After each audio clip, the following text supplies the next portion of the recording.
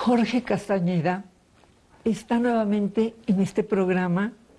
Nos vamos a referir a su último libro, Solo así, que él llama un largo ensayo o un libro pequeño.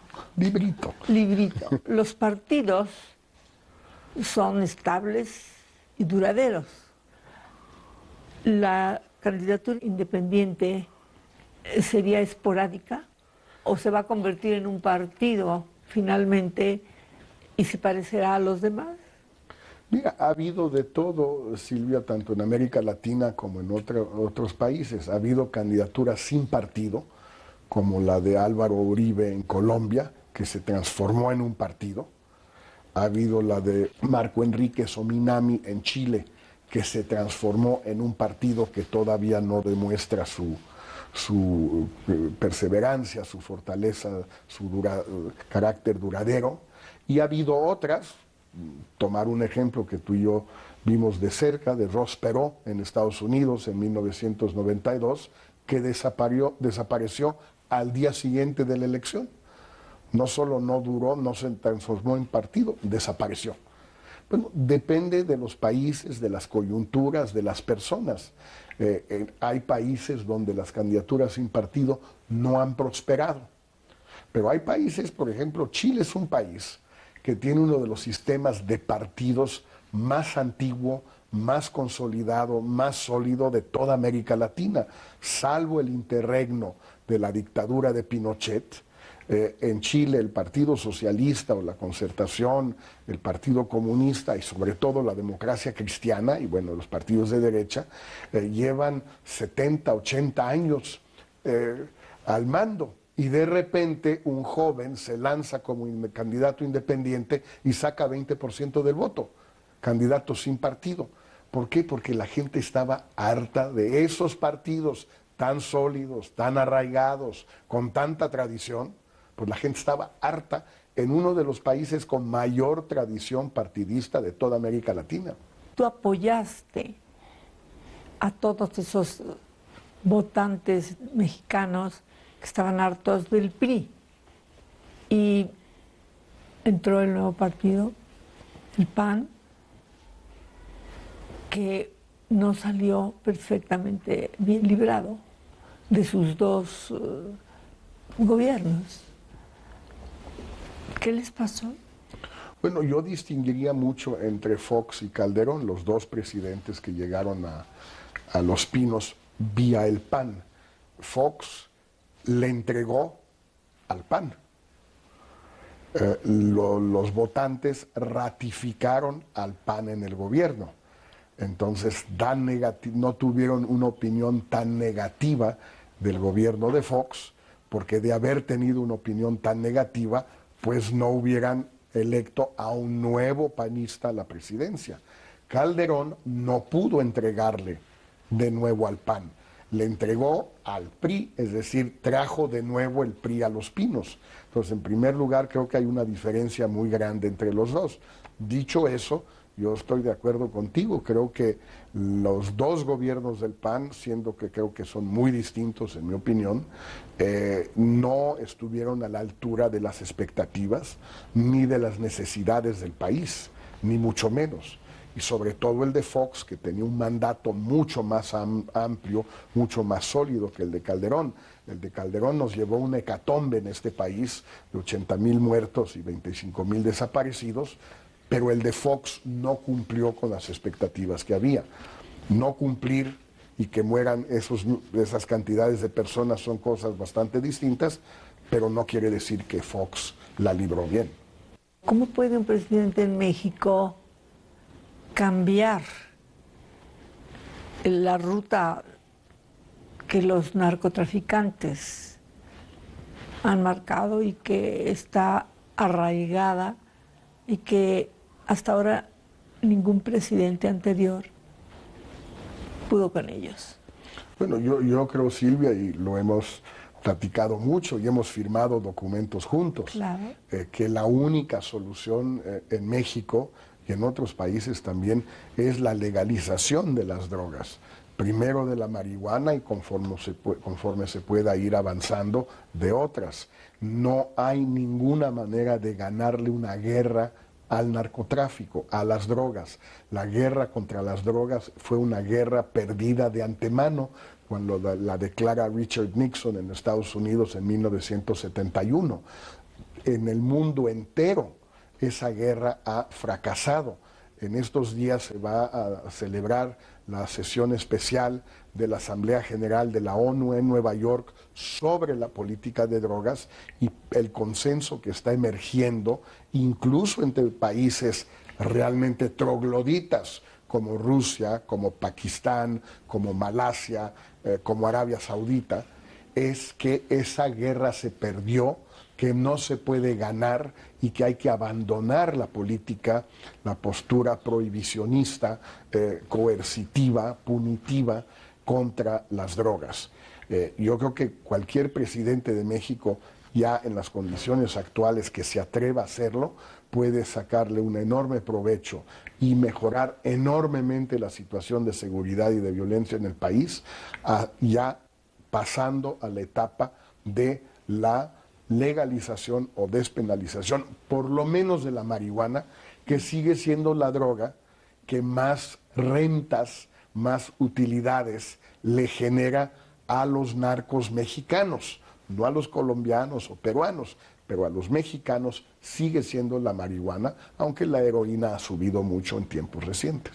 García Márquez, una vez platicando hace, no sé, muchos años, le dije: Gabo, ¿cómo van a hacer en tu país para que la droga termine? Porque ellos tuvieron, acuérdate, unos problemas terribles, claro. Mataban constantemente, asesinaban constantemente a candidatos. Y él me dijo: mira, ya se los estamos mandando a México. Él lo dijo de broma, obviamente, pero quizá había algo de verdad, ¿no? Bueno, yo creo que había algo de verdad en cuanto a que Colombia sí pudo transferir parte de sus problemas a México a mediados y finales, sobre todo finales de los años 80, principios de los 90, cuando desaparece, cuando ejecutan a Pablo Escobar y cuando se cierra la ruta de envío de cocaína de Colombia a Estados Unidos vía el Caribe, vía Cuba, llegando a Florida. Pero cerraron el Pacífico. No, cerraron primero el Caribe, que es por donde iba toda la droga a Estados Unidos de Colombia. Y entonces empezaron a mandarla a México desde principios, mediados de los 90, y de México a Estados Unidos. En ese sentido, sí. Y ahora también Colombia ha vuelto a trasladar sus problemas a otros países, en particular a Perú nuevamente, donde los sembradíos de hoja de coca, de planta de coca, ya son mucho más extensos que en Colombia, y donde Perú produce más cocaína que Colombia. Para Colombia tal vez sea un buen arreglo, pero para toda la región y para el narcotráfico en su conjunto da exactamente lo mismo a donde se cultiva la hoja de coca.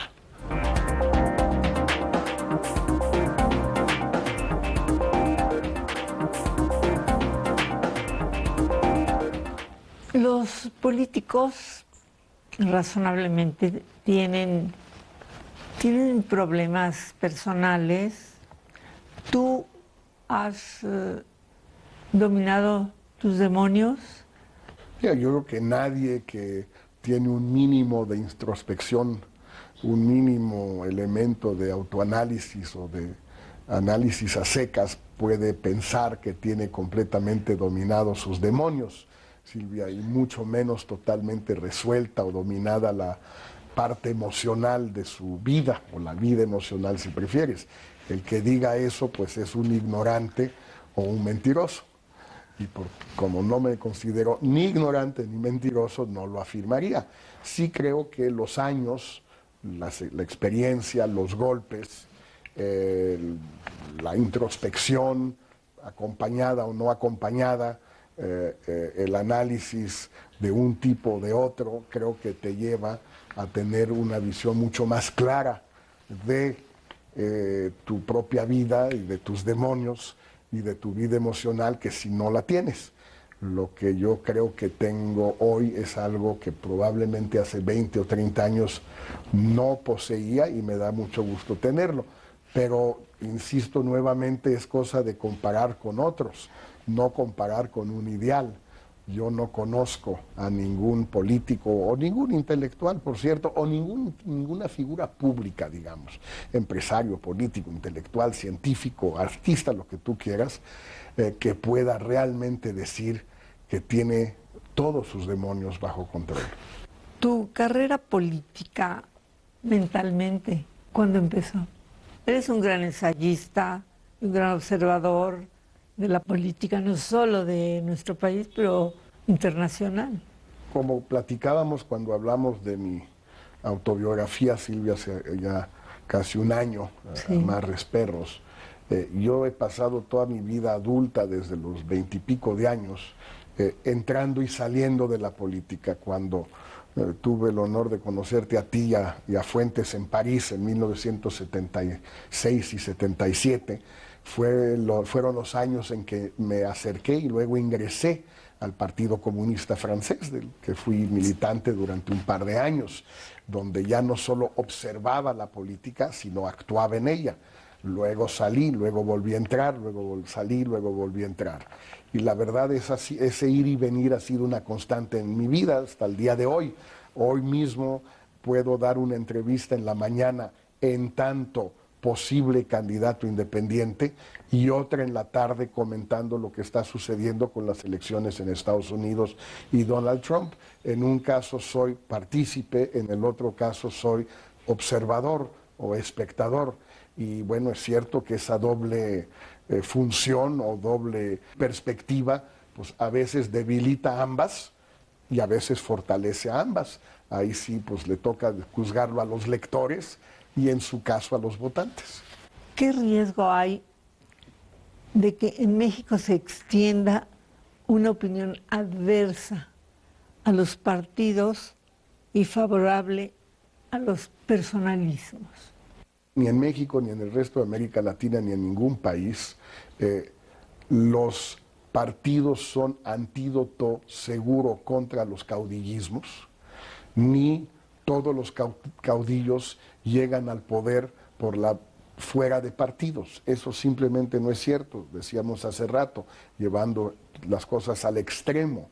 Adolfo Hitler fue electo canciller de Alemania en 1933 como candidato del Partido Nacional Socialista en una elección democrática, como candidato de partido. Hugo Chávez fue electo, sin ponerlos en paralelo, fue electo presidente de Venezuela a finales del 98 como candidato de partido. Y podríamos encontrar a 20 más. Y a la inversa, hay candidatos independientes que llegan a la presidencia como Álvaro Uribe, más allá de lo que se piense de su política de seguridad democrática en Colombia, que llegaron a la presidencia por la vía independiente y ahí estuvieron sin volverse nunca caudillos, al grado que después de 2 periodos, aunque intentó un tercero y no lo dejaron, pues se retiró y se acabó. Entonces me parece que en México hoy el riesgo puede existir de caudillismos o de mesías o de tentaciones autoritarias, pero no tiene que ver eso con que vengan vía un partido o vía una candidatura sin partido. Tiene que ver con el hartazgo de la sociedad mexicana con la política, con la partidocracia, con el mediocre crecimiento económico, con la desigualdad. Esas son las razones posibles de un caudillismo en México. Yo creo que estamos bastante bien vacunados por razones internas y externas. Y a mí no me da demasiado miedo que eso pueda suceder, pero prefiero que no suceda o que no nos acerque, no corramos el riesgo, por supuesto. Como espectador de los gobiernos, de la política internacional, y hablemos de la latinoamericana, Brasil está en crisis, Bolivia, Perú. ¿Qué sucede en el mundo? ¿Qué sucede en Latinoamérica? Yo creo que lo que ha sucedido en estos últimos años, par de años en América Latina es algo muy positivo, que es que los niveles tradicionales de corrupción en todos estos países, los nuestros, incluyendo el nuestro, que antes eran tolerados, ya no lo son. La gente que toleró la corrupción desmedida que existe en Brasil desde tiempos inmemoriales, y en Guatemala, y en Venezuela, y en Argentina, no en Chile, no en Uruguay, mucho menos, ya no aguanta lo que antes aguantaba. Y por eso hay multitudinarias manifestaciones en las calles pidiendo la destitución de presidentes corruptos. Por eso se destituyen por la vía legal a presidentes y vicepresidentes corruptos, como en Guatemala. Por eso empieza ya un proceso de investigación a fondo de la corrupción que hubo en Argentina durante los gobiernos anteriores de los Kirchner, etc. Esto es algo que a mí me parece muy positivo. Tiene costos iniciales, pero a la larga me parece que los beneficios son mucho más elevados. Me parece que esto es algo que tenía que suceder en América Latina y tiene que suceder en México. En México todavía no hay manifestaciones en la calle contra los empresarios vinculados a los Panama Papers, o contra las casas, o contra otros ejemplos de contratistas. No, todavía no, pero espero que no tarde, porque es algo muy necesario.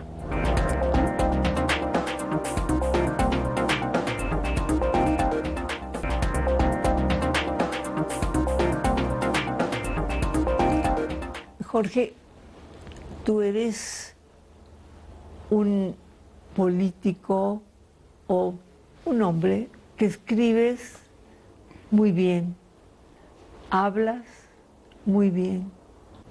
¿Qué devoción le tienes a este país? Le tengo la devoción que yo creo que tenemos todos los mexicanos, a saber que dedicamos nuestra vida a que las cosas en México sean mejores, mejores para los demás, porque de todas maneras sí me considero alguien que por razones de familia tengo una situación privilegiada, no me cuento cuentos al respecto, y he tratado siempre de poner esa situación privilegiada y los beneficios de esos privilegios al servicio de una serie de causas en México: la democracia, contra la pobreza, contra la corrupción, contra la desigualdad. He tenido muchas oportunidades en México, y algunas las he aprovechado, otras no. He tenido muchas oportunidades fuera de México, pero pues aquí sigo, a mi temprana edad de 62 años, recorriendo el país, discutiendo con los estudiantes, poniéndome unas friegas brutas para hacer cosas que me parece que valen la pena. Creo que la demostración está en los hechos. Yo ahorita podría muy tranquilamente estar pasando todo el año en Nueva York o en París, ya sea yéndome a una embajada, ya sea en la universidad donde doy clases en Nueva York, y en cambio estoy recorriendo las universidades de Sinaloa durante 2 días muy intensos, que francamente me resultan mucho más gratificante que estar en la embajada en París. ¿Cómo es el mexicano? Mira, y lo escribí en un libro que estaba leyendo Fuentes cuando ocurrió su trágico fallecimiento. Tú me lo dijiste y me lo dijo Miguel Alemán. Mañana pasado, el misterio de los mexicanos. Creo que no es algo que se pueda resumir en una frase, pero sí me parece que lo más importante del mexicano es que muchas de las características, muchos de los rasgos de nuestro carácter nacional, que nos vienen de un pasado de conquista, de colonia, de pobreza, del campo, de despojos, ya no corresponden al México de hoy, al México abierto, al México de clase media, al México conectado por las redes sociales, al México que no es la inmensa mayoría de la población, es una pequeña mayoría, pero solo pequeña. Ese México ya no puede convivir con esos rasgos de su carácter nacional. Te doy un ejemplo antes de terminar. Las terribles fotos que hemos visto el otro día del metro de la Ciudad de México, cuando se aplicó el doble hoy no circula, son el reflejo de dos cosas. La clase media mexicana de la Ciudad de México, que es ampliamente mayoritaria, no quiere usar transporte colectivo, quiere usar su coche. Punto. Es imposible porque ya no caben los coches.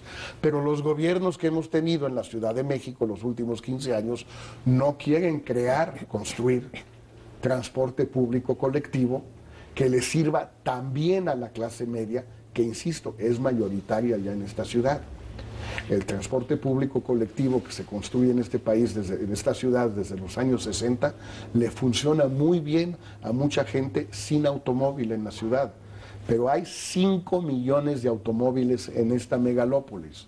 Esos son 4 y pico de millones de hogares con automóvil.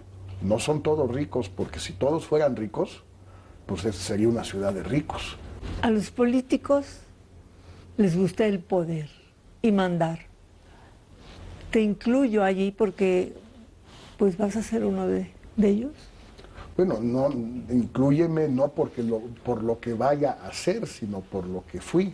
Yo he dedicado mucho tiempo de mi vida o bien a ayudar a otros a acercarse o obtener el poder, y cuando yo estuve cerca, por supuesto que busqué el poder y por supuesto que quería mandar. Entonces no necesito esperar hacia futuro para afirmar. Por supuesto, no hay político que no busque el poder. Ese político no ha nacido. Como no hay político que no tenga ego y no hay político que no tenga agenda personal. Esos políticos solo existen en las cabecitas muy chiquititas de algunos editorialistas de este país. Jorge Castañeda, muchas gracias. Gracias, Silvia, como siempre. Encantada de tenerte en este programa una vez más. Y habrá muchas más. Silvia Lemos.